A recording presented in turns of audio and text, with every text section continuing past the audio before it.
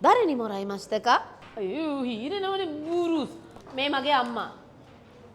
අම්මා මට ඔය ඔරලෝසුව දෙන්න පුතේ. අයියෝ හීරෙනවනේ බූරුස්. හරි අම්මා මට අන්න උපන් දිනේට මට ඔරලෝසුවක් දුන්නා. කවිත් මගෙන් අහනෝ ස්තෙකි නොතොකේ දෙස් නෑ.誰にもらいましたか?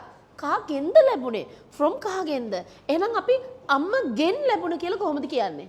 හහා හහා නිපාති කියන්නේ නවද්ද? නී මොරයිමස්තනේ. දැන් ආයන ප්‍රශ්නේ B එකට. හහා නීද තියෙන්නේ පුතේ? නෑනේ.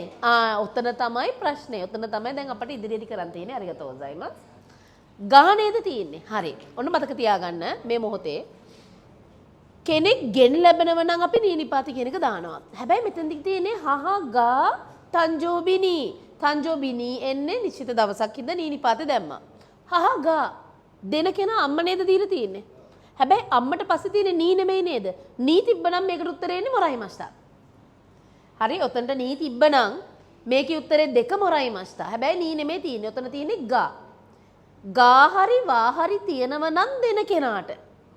මේ අම්මා මේ අම්මට හරි මේ මෑණියන්ට ගා හරි වා හරි තියෙනව නම් වාක්‍ය අවසානයේ එන්නේ පුතේ කුරෙමස් කියලා. මතක තියාගන්න.